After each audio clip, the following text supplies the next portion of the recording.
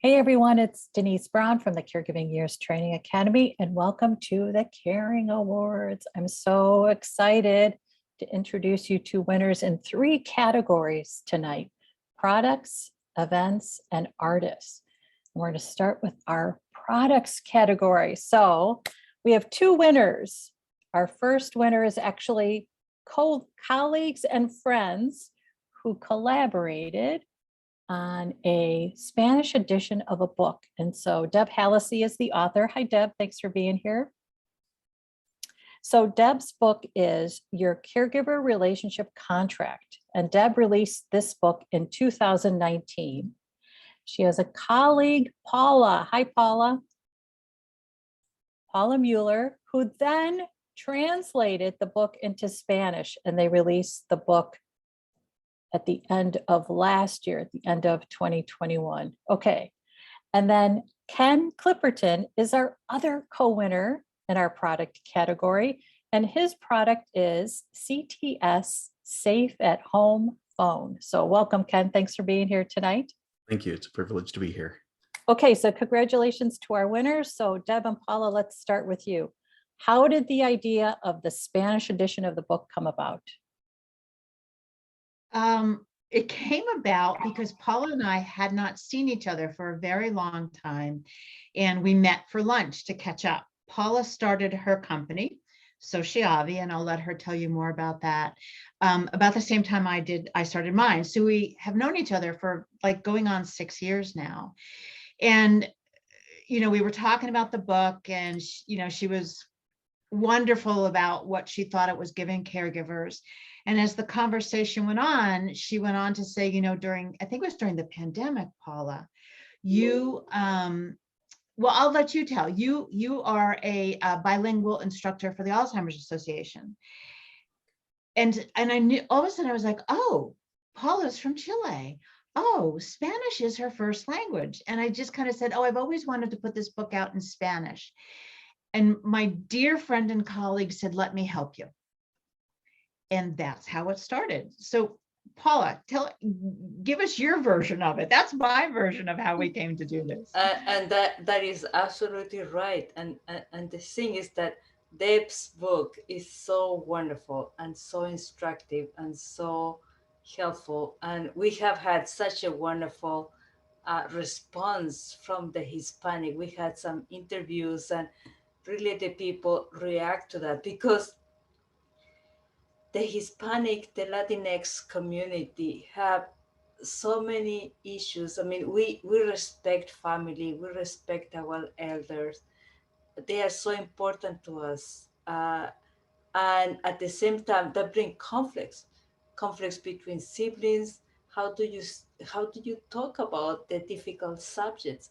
And Debra, with her book, she outlined a way to make those difficult conversations in a methodology that, even though they are difficult, you can go through them. So I love Deb's book, and I thought, let me help you. Let me translate that. And we were able to do that.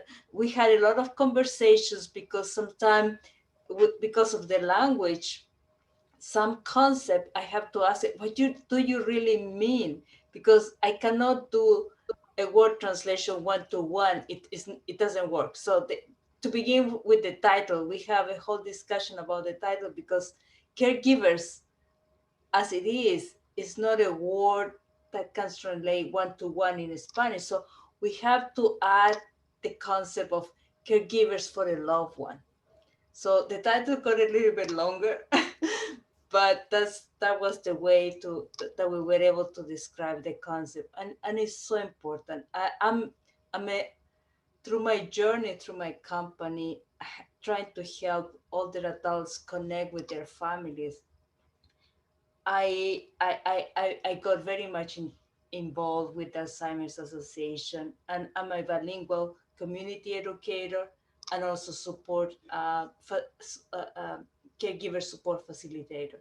And I hear in my support groups all the challenges in order to find information, how to deal with these siblings situations, And caregiver is hard, no matter where you are, and we all need that support and guidance and how to manage and go through those difficult conversations. So at the end of the day, I was so happy to jump into this project and help the Hispanic community that uh, it's interesting, even though people have been living in the US and speaking wonderful English, when they are vulnerable, they go back to their mother tongue, and having that resource in Spanish in their mother tongue is so helpful.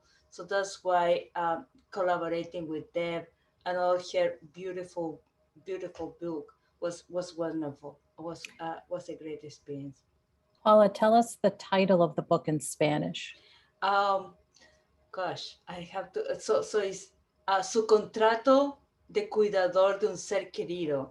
Um, and you will excuse me that I don't remember all the details, but it's cómo puede manejar las preguntas y situaciones difíciles en su vida. So yeah, I you put me on the spot. That's okay. It sounded awesome. I think you did great. It sounded awesome. It sounded awesome. But yeah, Awesome. and on top of that, I must say we were so pleased that we found a wonderful speaker that made the audiobook. We really choose a person from Mexico, I believe, Deb, and she was a Yes. wonderful person and charming and really coming from a caregiver. So we're very happy with the audio edition because she really put in the tone of her reading what we really wanted to convey. Let's move to Ken. Ken, what was the inspiration for you to create your solution? Well, it came out, of course, out of my own personal caregiving experience. The particular solution received the award. Actually, I started researching this 3 years ago when my wife's best friend's father was scammed out of a significant portion of his life savings via the phone.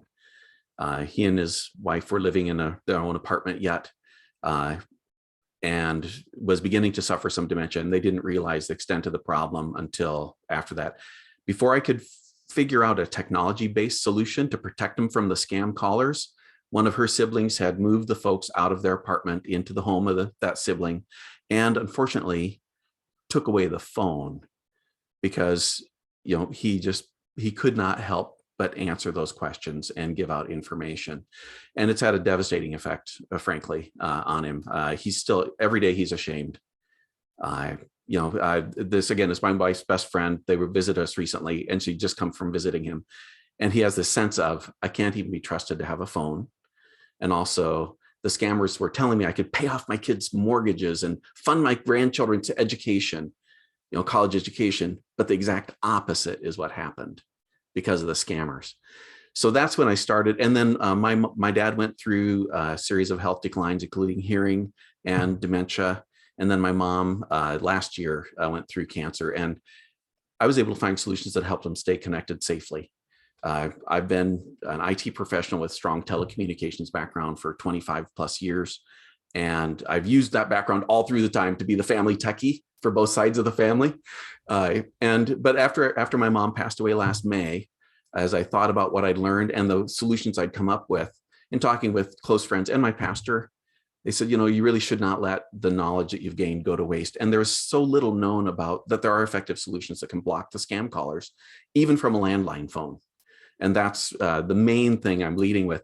But overall, so my goal though with the company is solving the problems of fraud and isolation, helping people stay connected safely. I've so far identified a handful of solutions. I intend to expand that set of solutions. And I want to find a whole bunch of folks all over North America to help other families gain access to those solutions. As you know, I have a brother lived with my mom and a stepsister lived with my dad. And they were just frankly overwhelmed with the full-time caregiving. And I want to find people that can help those who say that would be great, but it's just one more thing. I can't manage one more thing. So if someone could do this for me and get it going, yay. And finally, the beauty of the safe at home solution for my mom, I did get her when she was in hospice house. I got her a smartphone. I put her brother's picture on the home screen. She could only call him when I was with her to show her again how to do it.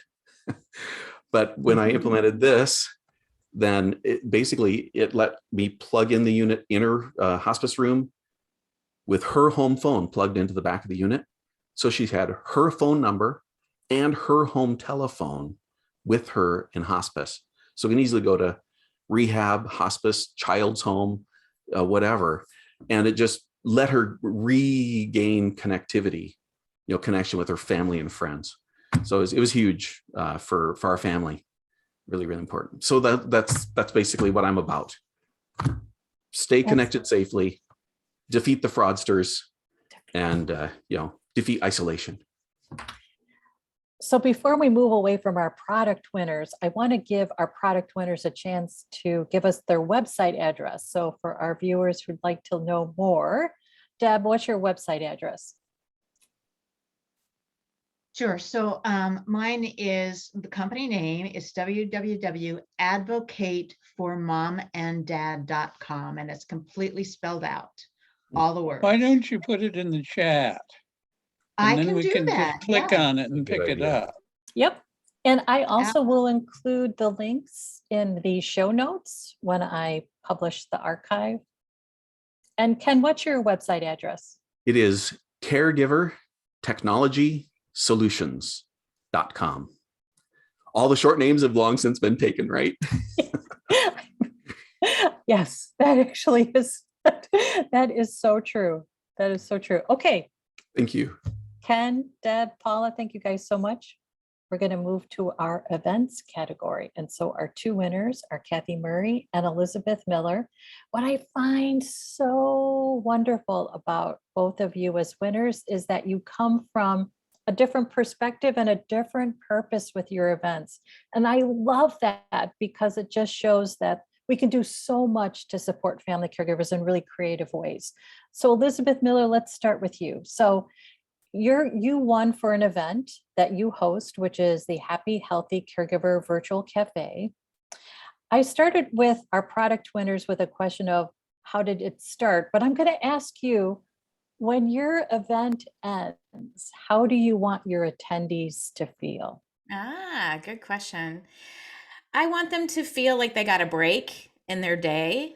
I want them to feel that they've been seen and affirmed, and that they feel like they're not alone. And I want them to have a little fun. Okay.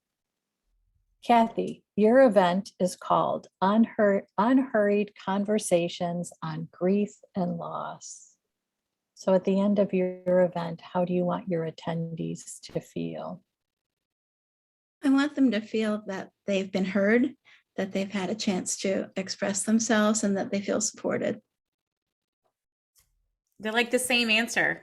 I know, it's so interesting. And I love it that you have different perspectives on how to make that happen, which I think is just awesome. I'm curious for both of you, what do you think it takes in order for an event to be successful that's geared toward family caregivers? Go ahead, Kathy. Or go ahead. Yeah. Okay, Kathy, we'll start with you. Well, I mean, I guess I would say flexibility is important, but that's not true in my case necessarily, because we have a regular schedule, like same time every month, same date of the month, same time of the month every month, so that people can rely upon that. But, I know it's, we have right now, after having done it for 8 months, we have a core of people who come regularly, but we get new people all the time and people who can't come. So, I think it just has to be something, of course, that fits in their schedule, which we have no control over, and that brings value to them. Yeah, what do you think, Elizabeth? I mean, I think the scheduling is hard. Mine is not the same time every time. In fact, it's every other month. And it's basically whatever I can work into life. But I find that also can be helpful, because maybe somebody couldn't do it at that standard time. And so you might get, it might work better for some people who have other standing appointments. I try to do them at lunchtime because I know the evenings for me as a family caregiver were rough. People needing to be fed and needing to get to bed, and I was weary. So I do mine at noon, usually on the East Coast time, and I call it a cafe, meaning, you know, bring your coffee, bring your favorite beverage. But we're likely probably not having Bloody Mary. So, but we could, why not?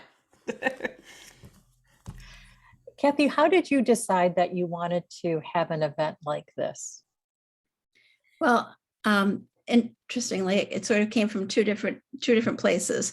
One is that I've done a lot of different ways of supporting caregivers in grief over the years, text chat, and then the grief care and shares that you and I do.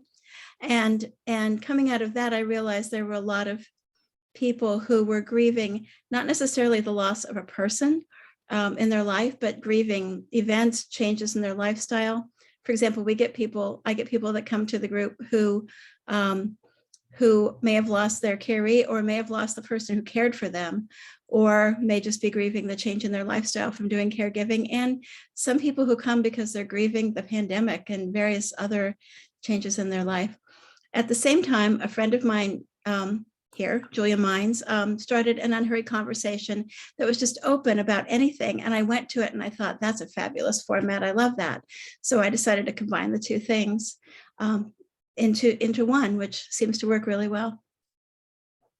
So what's interesting is that you both also are providing a break.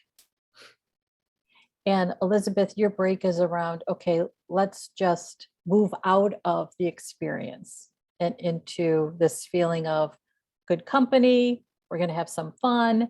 We're not going to really stay in the experience, so to speak. And Kathy, your break is to just talk out the experience, to release it through words. And I find that interesting. Elizabeth, I'm curious, what have you learned about offering events for family caregivers over the years?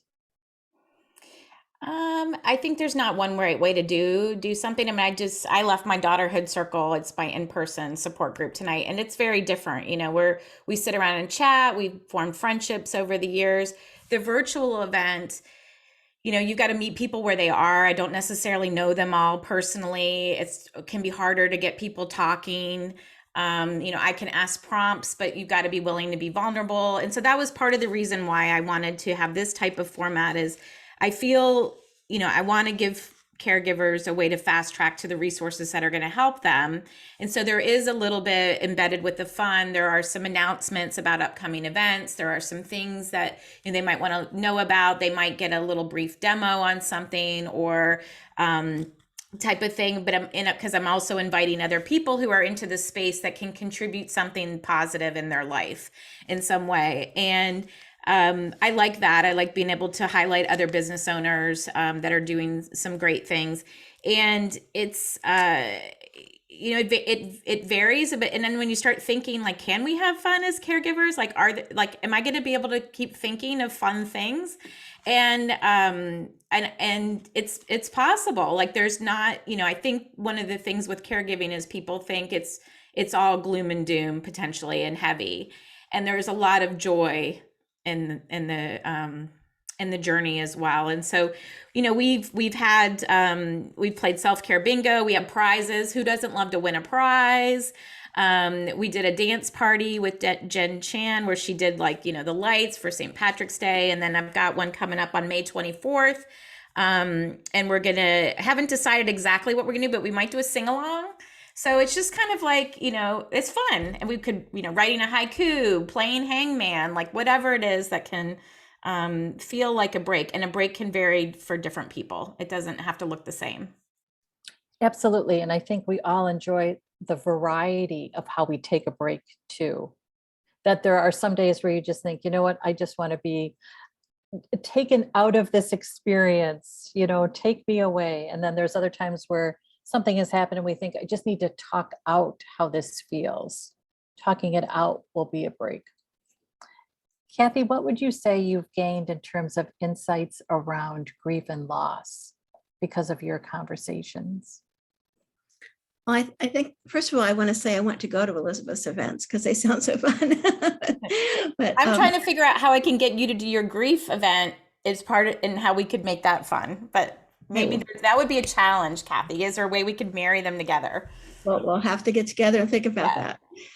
that. So I'm sorry, the question was, oh, what have I learned? So I think really doing this event really reinforced for me what I suspected, which is that there aren't enough places for people to just talk about grief and loss, and that people are really looking for a place where they can just sit and just talk about it if they want to. And the nice thing about the Unhurried conversation format is that basically, when you want to talk, you signal that you want to talk. When you're finished, you signal. And you can also signal if you don't want to talk and you just want to hold space, so it really gives everybody the opportunity to feel held in that space, without having to necessarily do something they're not comfortable with. Mm-hmm. Okay. Kathy and Elizabeth, thank you guys so much. Thank you. Elizabeth, what is your website address for anyone Oh. who would like to know more? Yeah, happyhealthycaregiver.com. Okay. Kathy, how about for you? Caregriefheal.com. Okay, nice. Okay, so now we're going to move into our third category, and it's our artists. We have two artists who are our two winners with us tonight, Misty Hawkins and Bruce Hawkins, and they are not related. It is just one of those things. And what's interesting too is they each have a little different perspective on art. So I like that too. They have different mediums. So Bruce is a photographer and Misty is a painter and drawer. Okay, so Bruce, let's start with you. You have been taking, you are giving us this beautiful show of your photos too. I love it. I love it. So you've been taking photos for a long time. And I wonder, when did you realize that they aren't just photos, they are art?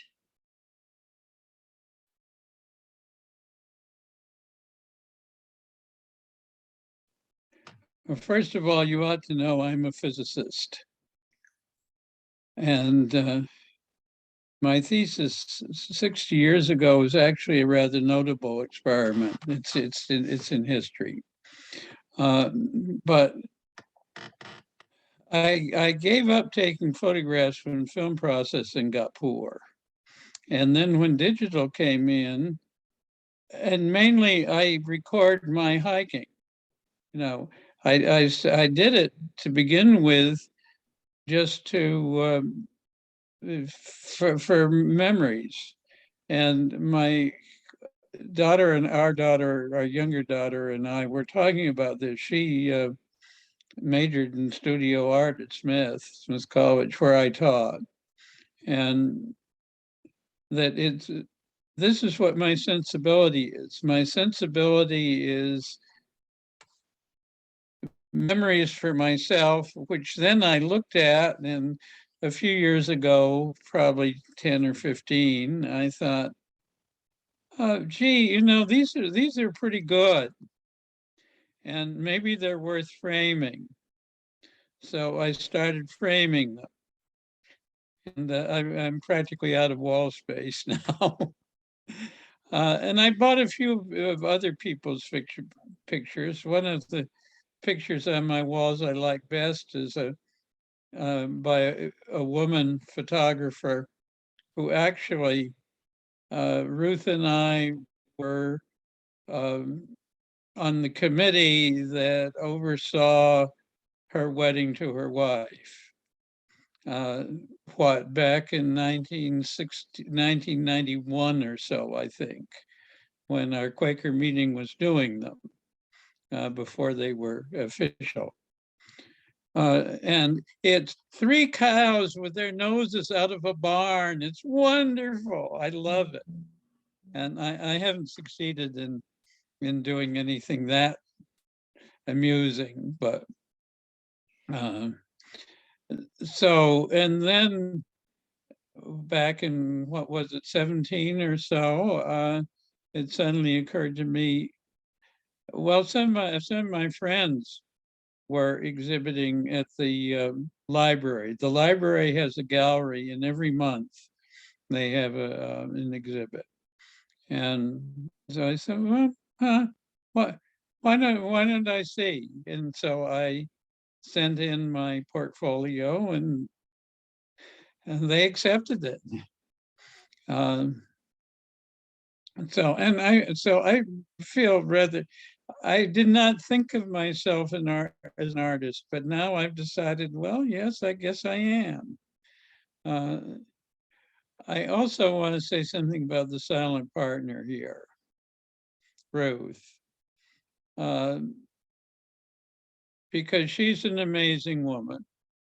When I met her, she was on the board of the Fellowship of Reconciliation. She's been on the board of the National Youth Hospitals. She's trained as a social worker, and she was, I think, a pioneer in the school that she worked in. But the most significant, well, and another important thing is that I think she, along with another woman whose name Kathy will recognize, Frances Crowe, who we were close friends with, and they've changed Northampton, made Northampton into a progressive community. And there's a lot of other people involved in that too. A woman who just died was the widow of one of the Greensboro Five, is it? Who were murdered by the Ku Klux Klan back in the 60s.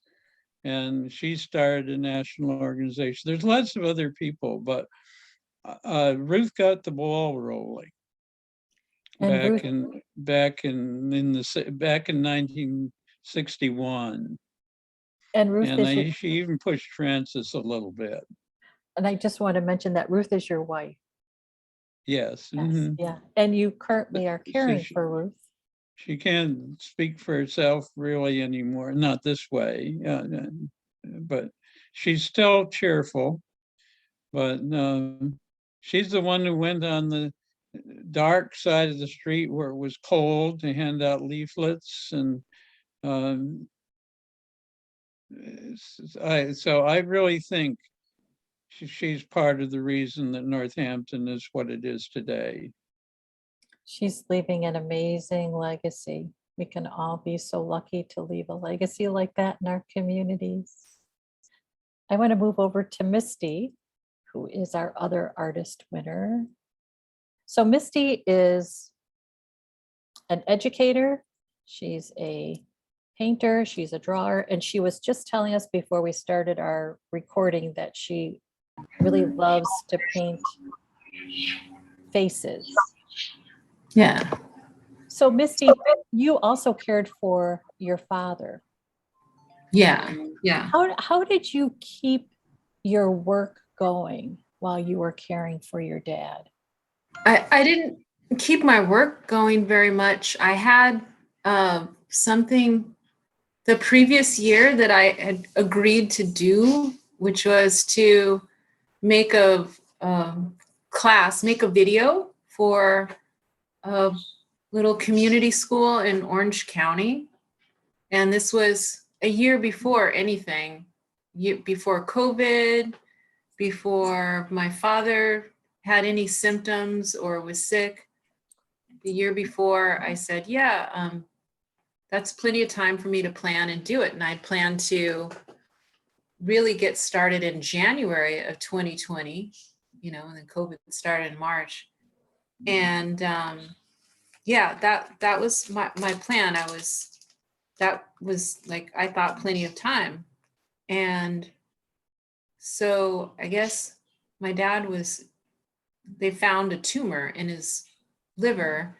I'm not sure if the symptoms he was having were because of that, because he had other conditions, vertigo. He had a couple of bad falls, but he's had vertigo a long time. So it could have been that. Who knows if it was that? But he had an MRI. They found this tumor. And from December and into January, I started giving him rides to the oncologist. He wanted me to drive him. he could still drive at that point. So that was unusual. And I teach in community colleges, a couple of classes. So very quickly in January to February, he was losing weight really fast. And I wasn't really doing my artwork, I don't think, no, until the deadlines were getting close for that class I promised to videotape.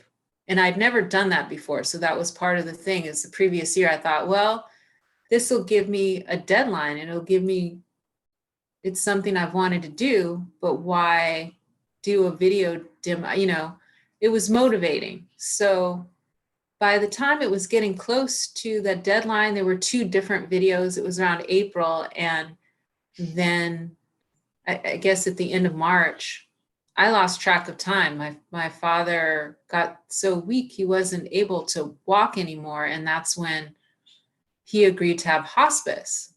The doctor was recommending that he have hospice before that because, you know, maybe Misty needs help too, but he didn't like that idea. He was just like, I don't need help and I don't want it. And, you know, it wasn't open for discussion until he couldn't, until he wasn't strong enough to walk. So it was happening very fast. And I missed the deadline and I was emailing the person from the school and explaining, you know, at first I thought I should be able to do everything. I was trying to just do everything as if nothing unusual was happening. And I felt really bad that that I was having trouble keeping track of the deadline. Everything was happening day to day. It was like from dawn till sleep, and then I'm not sleeping well 24/7. So I just pushed myself to make these things, even though they were late. I can't believe it's like I have it written down and everything, and I knew it, but everything was going so fast. So I was just staying up all night and getting very little or no sleep to do that. And I think that was most of what maybe the only thing I did in 2020, that year that I was taking care of him. And he died in September of 2020, September 22nd, I believe it was, 21st, 22nd. So it was hard to keep it going. I brought my studio home. I had a studio away from home with a big room full of stuff that doesn't really fit in this house. So the rooms are all full, and it's been hard to keep my art going. I've had little, you know, stops and starts since then because there's still a lot to do, new responsibilities since my dad died. But it's something that I've tried to keep going. It's been hard though, because it seems like everything else is more important, you know? Yeah. There's the pressing need, and it can be hard for us to figure out where does our pressing need fit in the list of priorities. Yeah. I wonder for all of you, because what Misty was talking about, I think we can all relate to, which is where do I fit in this? And how do I keep what's so important to me in the midst of all this? So I'm curious, what would you guys suggest for those of our viewers who are struggling with that? How do we keep our life during a life of caregiving? I think having some support, some help, I think you need someone objective sometimes, someone who's outside of it, who can tell you, wow, you know, you're really doing a lot. And to try and be awake 24/7 is not really, sometimes you need help. Sometimes you need help with someone to just see that, oh no, that's a little bit too much. What, you haven't eaten today? Oh yeah, but I was so busy doing this and that. Sometimes you need someone else to say, hey, no, you need to stop and eat because you're expending so much energy doing, I know it's important doing all these things, but you really have to stop and eat. And I think that for me would have helped more. I didn't know this group at the time. I didn't find this group until months afterwards. And it was hard to find someone to talk to about these things. So yeah, we are not always, we're in the midst of the stress and the grief and all of it. I mean, we don't always have the best judgment.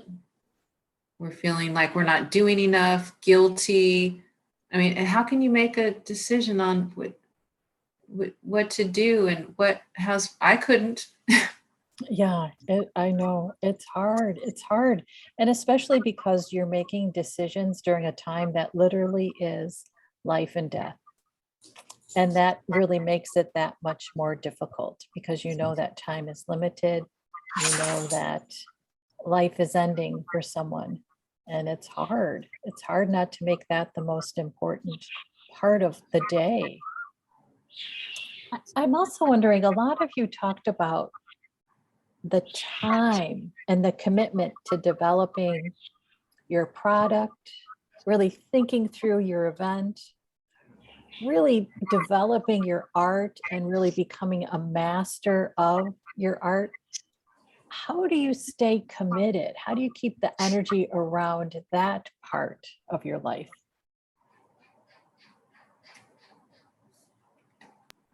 I think most of us would say we've we've thought, I know I did, about giving up this journey many, many times. And yet there's just like this, like something inside you that keeps kind of putting one foot in front of the other. What helps is, sometimes it's just a little feedback, this someone saying this really helped, and that will kind of sustain you for the next one. And it's just little bit by little bit, like, okay, this is making a difference for somebody.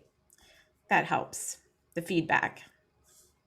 Yeah, I can say the same thing in my journey through, and Deb knows me from the very beginning, very naive and not knowing anything about entrepreneurship or building a company, and I still struggling making it a business.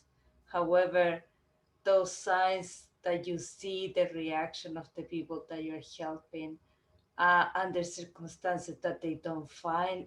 And I can relate to Ken very well. There are so many people that they don't find a product that suit them because mainstream technologies are not adapted to everyone. They adapted to mainstream, but there are so many people living with dementia, with mild cognitive impairment, that mainstream technology cannot help them. So developing products for them, and you see the changes. Those, like Elizabeth said, those claims that you are making a change in other people's life. That's what it keeps you going, and you're still struggling with making a business, but you know that you're making a difference. And I can relate to Elizabeth, Ken, all of us here. We are here because we care and we Yes. want to make a difference. I'll comment a couple of things that help me. One is I literally keep a manila folder that the tab on it says warm fuzzies. And it's, if I get an email or a card or something, it's like the testimonials that you're going to want to put on your website. But I get these notes from my niece, one of my nieces that wrote, and just how much she appreciated what I had done to let her stay connected to grandma. I keep those in that file folder. And if, I'm feeling discouraged, sometimes I will just pull that folder out and I'll read through some of those things. And, it's a good reminder. I remember when I also did a shared photo frame, a connected family photo frame thing, just based off an Android tablet. I've got a little free implementer's guide and a short course to how to do that. But she had been a professional photographer at one point, and she wept when she told me about the significance of that. Because she said, I always thought I should print these pictures out and send them to grandma. And he said, but I never did. But now I can just, hit the dots, share it to the album, and it shows up on grandma's tablet computer, running that photo slideshow. I mean, so things like that. I mean, I remind myself of those. The other thing I did, though, was I joined in the fall, which is when I was working on launching the company. I joined a Gray mastermind group. If you've heard of the Gray Steve Dotto at Dotto Tech, helps people understand technology. He's a great Canadian guy. He's been a help to me for many years, but he started up, he's actually wrapping up 21 days of how to build your online business. And he targets the Gray Wave, Anyway, so I joined that community to get some accountability and help.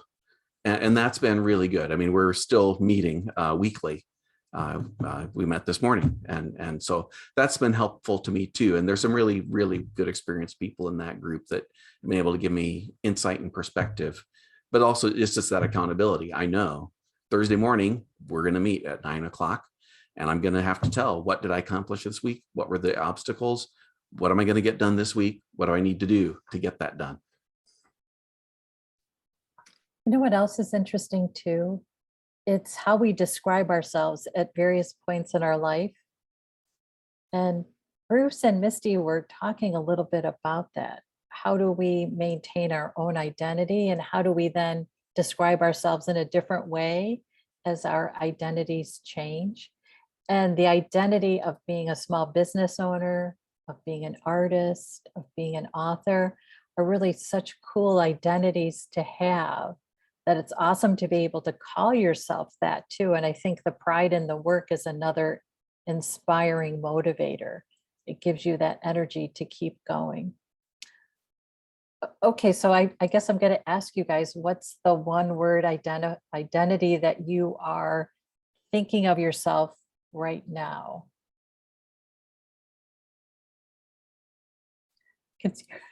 Everybody started looking up like, oh no, who's she going to start with on that one? Okay, so I'll start. Excellent, thank you, Deb. I'm going to say author, and Denise, you and I have talked about this. It took me a long time to claim that, to being a writer and to claiming it. You think about when you're young, and how maybe you were encouraged or discouraged to do certain things. And so, claiming being a writer and claiming being an author, I think I've always felt that I struggled to find my voice, and that's my voice. Mm-hmm. And what that has given me is the opportunity to speak in front of people, which is another way that I use my voice. And, when you get the opportunity to speak in front of people, particularly as an author, and people are nodding their heads, oh, yes, I get it. Or they come up to after you and they tell you their story, it gives you that ability to keep on going. It really does. And it's funny because, I've got the blog, but I'm in the midst of rewriting this book for dementia caregivers. And Paula's already agreed to do the Spanish version of it for me. And I have 6 pages worth of notes for a third book on moving someone into assisted living, because I've just gone through that. So it just feels like this is a never-ending educational process for all the caregivers, because there's different stages, different points, different needs. So yeah, I'll say author. Okay. Ken, are you ready to go? Okay. I'm going to say evangelist. At this point, so few people know that there are effective technology solutions available that can substantially reduce the risk of being defrauded, and yet stay connected. And, every time I've been giving presentations to community groups, and I went to a Midlands Elder Care Network meeting this week, and I had a chance to briefly, talk about, just like here, essentially, and the affirmations coming out of that. I got invited to speak on 2 different podcasts, and the Radio Talking Book Service, their radio things that, can we interview you? And just again, the affirmation that comes from people. Everyone gets that fraud's an issue, but to have people that are involved in professionally, in the caring for others, come up and say, wow, we need this solution. Again, the frustration is just finding people that'll help others so far. But yeah, evangelist, getting the word out that yes, there are effective solutions available. Okay, who else? Go for it, Elizabeth. I'm going to say speaker is the role that the hat I've been wearing the most lately. And then the reason why I like the speaking is it's allowing me to scale. The other word that I was grappling with was a connector. And I feel like I want to fast track caregivers to resources. And one way to scale that and connect them and match them like a matchmaker is through speaking and to employers, to organizations, faith communities who, yeah, that's to let people know that there's support out there. Something I wish existed when I was in their shoes and still in their shoes. Yeah. Okay, go for it, Kathy. I don't want to put anybody on the spot, but Kathy raised her hand. Go for it. Well, lately I've been thinking that it's advocate, because I think I try to advocate for people having places, being able to grieve when they feel like they're grieving, whereas I feel like there's not a lot of place to do that, but also, caregiver advocate, certainly, because that's part of the picture. And, just my other interest really is adaptive and accessible technology and things of that nature. So advocating for that, for accessibility also. So I think I have a lot of advocacy fingers out there.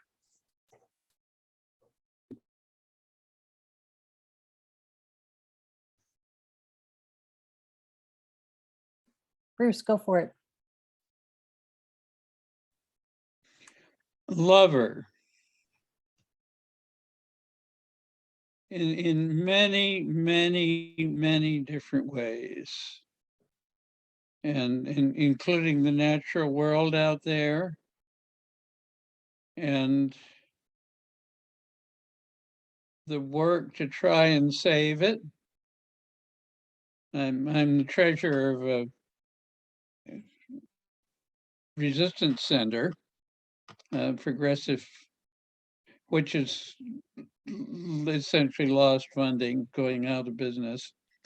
And I love physics. I put a lot of effort into keeping my friends and talking to them every day. Well, not every day, every week or every month, depending on how busy they are. So that's the best word I can think of at the moment. I think that's awesome. Misty or Paula?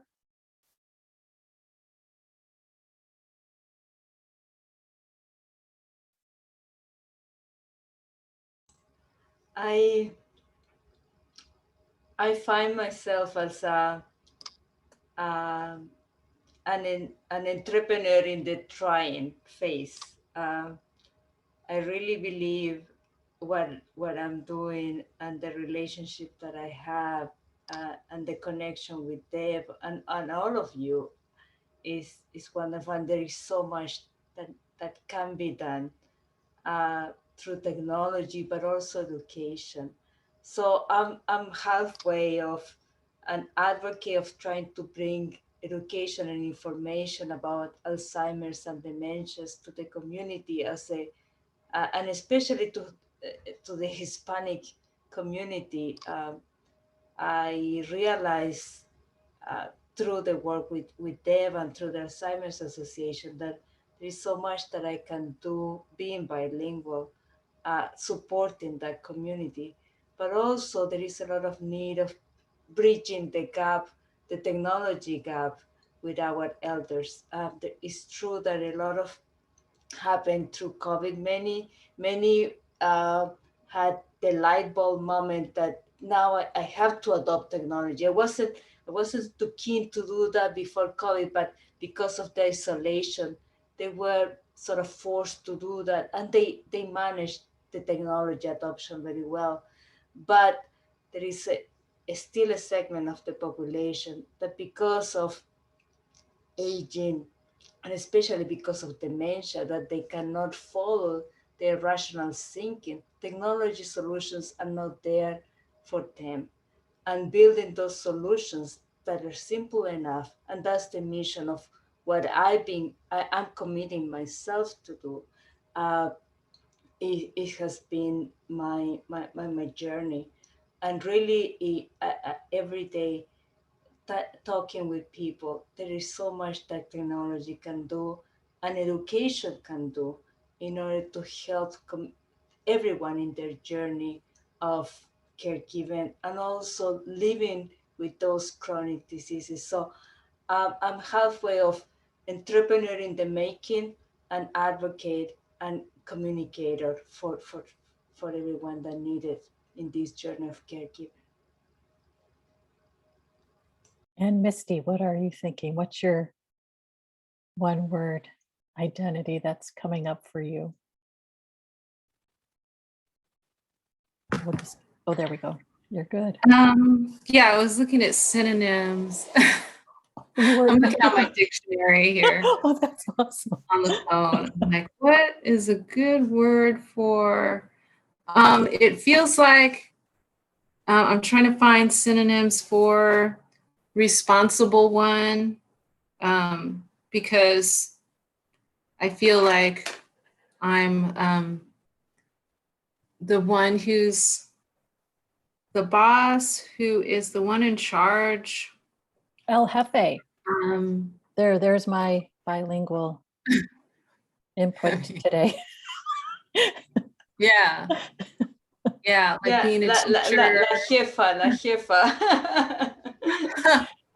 Yeah, if there's a one That's word. right. The feminine. Thank you, Paula. I should have said it the feminine. Okay, yeah. Yeah, there's one word for that.